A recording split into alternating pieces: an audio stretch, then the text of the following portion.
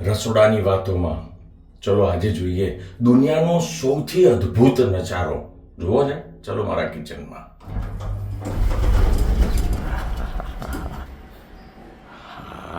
અને નજારો છે આ જુઓ તો ખરા.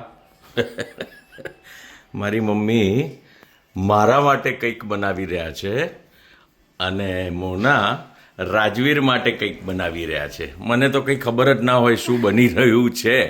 અને અમારા કુક સાહેબ જે છે રાજુભાઈ એપ્રેન પહેરીને માસ્ટર શેફ લખ્યું છે અને અહીંયા સ્ટેચ્યુની જેમ ઊભા છે કારણ કે આ લેડીઝો એને કંઈક કરવા નથી દેતા.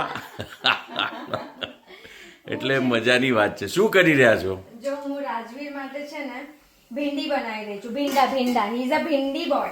હા.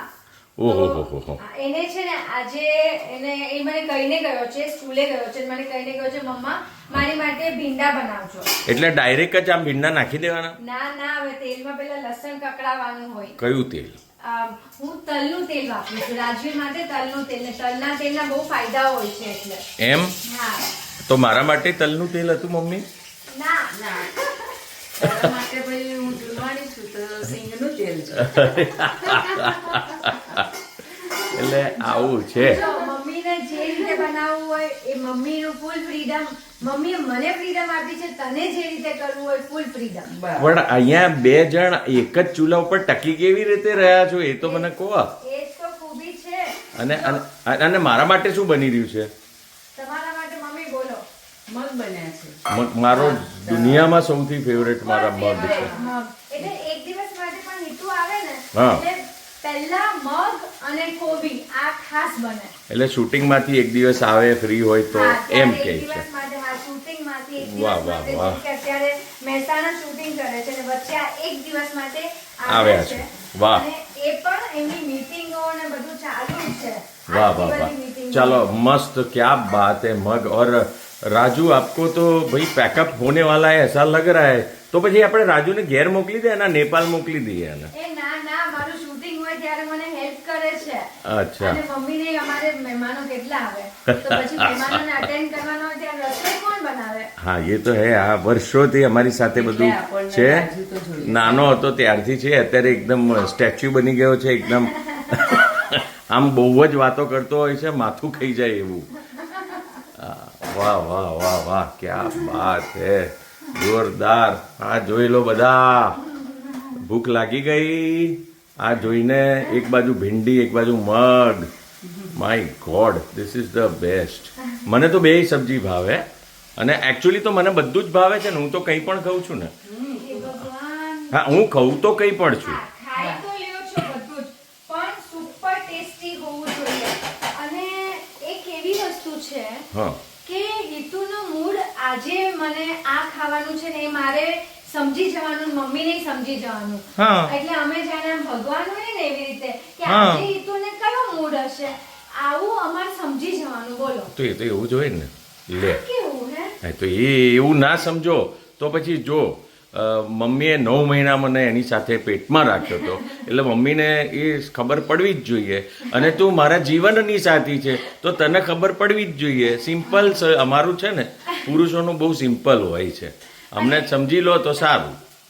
તમને ખબર છે ટકોટક બપોરનું મેન્યુ રાતનું મેન્યુ સેટ કરવામાં અમે બે સાસુઓ આમ ટેન્શન આજે શું બનાવીએ? વાહ. ઘરે છે કીધું ઘરે છે આજે શું બનાવીએ એ અમારું આમ સ્ટ્રેસ ચાલતું હોય કે Stress. એમને મજા આવી જાય, એમને ખુશ અને થઈ જાય. અને તમારા બંનેનો સ્ટ્રેસ કોની ઉપર જાય? રાજુ ઉપર.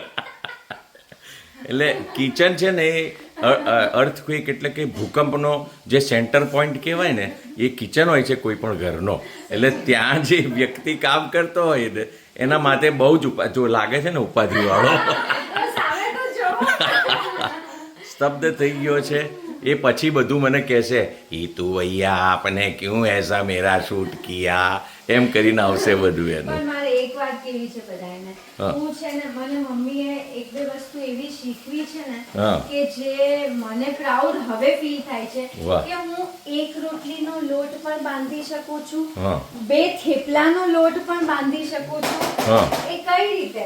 કેવી રીતે? મને નહોતું આવડતું. મેં તો આખી લાઈફ લગ્ન પહેલા શૂટિંગો કર્યા હતા બરાબર અને કિચનમાં જવાનો સમય ઓછો મળતો હતો. બરાબર છે. પછી મમ્મી ઘણીવાર છે ને રાજુભાઈ રજા બહુ લે, હા રજા એટલે આમ ના લે, પણ એ નેપાળ જાય ને એના ઘરે તો 2 મહિના જાય. વાહ. અને 2 મહિના અમે સાસુઓ આમ સ્ટ્રેસમાં આમ ટેમ્પરરી કોઈક આવે મૂકીને જાય, પણ એ પાછું મજા ના આવે ને રાજુભાઈ જેવી તો. કરેક્ટ છે. એટલે અદ્ભુત. રાજુના હાથનું ખાવાનું તો પપ્પાને કેટલું ભાવતું હતું. Yes, yes. રાજુ ભજીયા બના, રાજુ ये બના, રાજુ वो બના, ચાલતું જ હોય. તો મમ્મી મને આમ એક નાનો વાટકો લે, એ વાટકો બી હું તમને બતાવું. આ બાજુ તો રાજુભાઈ જો હું તમને એ વાટકો બતાવું. આ વાટકો લે અને આમાં આ વાટકામાં આમ લોટ આમ આટલું લેવાનું, આ 1 રોટલી, આમ 2 રોટલી, આવી રીતે નાની નાની મુઠ્ઠી લોટ લેવાનો અને પછી જે બી આપણે નમક નાખીએ ને તેલનું મોણ નાખીએ ને પછી પાણીથી બાંધીએ, એવી રીતે 2 રોટલીનો લોટ, 1 રોટલીનો લોટ મમ્મીએ મને બાંધતા શીખવાડ્યો. વાહ ભાઈ વાહ. માપસર ખાવાનું બનાવવું એ બહુ જ ઇમ્પોર્ટન્ટ મહત્વની વાત છે. હા, અને આવડવું પણ જોઈએ, બનવું પણ જોઈએ. યસ, એ આવડવું જોઈએ. લોકો છે ને આટલી બધી રસોઈ બનાવી નાખે, પછી એ ન જોવે કે એ ખવાશે કે નહીં, એ ફેંકવામાં ન જાય. બરાબર છે. એક અનાજનો દાણો કિંમતી છે. વાહ. એટલે મમ્મી પાસેથી હું 1 રોટલીનો લોટ કે 2 થેપલાનો લોટ એ બધું મમ્મી પાસેથી શીખી. ક્યા બાત હે. Yes. અદ્ભુત અદ્ભુત, જોરદાર. હવે આ તમે જે વાડકો બતાવ્યો ને, હા, હા, આ અત્યારે રાજવીર ને એ લોકો આમાં જ ખાય છે, બરાબર છે. રાજવીનો ખાસ વાટકો છે. પપ્પાનો અને મહેશ બાપાનો ફેવરિટ શું હતું ખબર છે? હું તાહણું. તમને બતાવું. તાહણું હોય ને હું તમને બતાવું. એની અંદર રોટલો ભાગીને કઢી આ ટાઈપનું તાંબાનું, આ ટાઈપનું તાંબાનું. તાહણામાં ખાતા હતા. એ બાપા પપ્પાને બહુ જ ગમતું હતું. આમ રોટલો ભાગીને અંદર ઘી નાખ્યું હોય કે પછી માખણ હોય કે પછી અંદર તીખી કઢી હોય, આ ટાઈપનું એ ખાવાનું મળે ને એટલે ખુશ બે ભાઈઓ. એટલે સી જેમ જનરેશન આગળ વધે છે એમ વાસણો પણ બદલાતા હોય છે, પણ બને ત્યાં સુધી જૂની પરંપરા થોડીક એટલીસ્ટ રસોડા પૂરતી રાખશો ને તો હેલ્ધી થશો, મને એવું લાગે છે. few things while cooking મને આ બધા મારા વિચારો છે. કે વાળ બાંધેલા હોવા જોઈએ, હાથ સાફ હોય, નખ મારા ક્યારેય ન હોય આમ કુકિંગ, એટલે આ બધી વસ્તુ અમે ચપ્પલ કિચનમાં ન પહેરીએ. બરાબર છે. આ few things જે બેઝિક વસ્તુ છે એ અમે હંમેશા ફોલો કરીએ. બરાબર છે. આમ તો એપ્રેન પહેરવાના હતા પણ મેં કીધું એપ્રેન ના પહેરતા, કારણ કે એપ્રેન માત્ર એક વ્યક્તિ પહેરી શકે છે, માસ્ટર શેફ.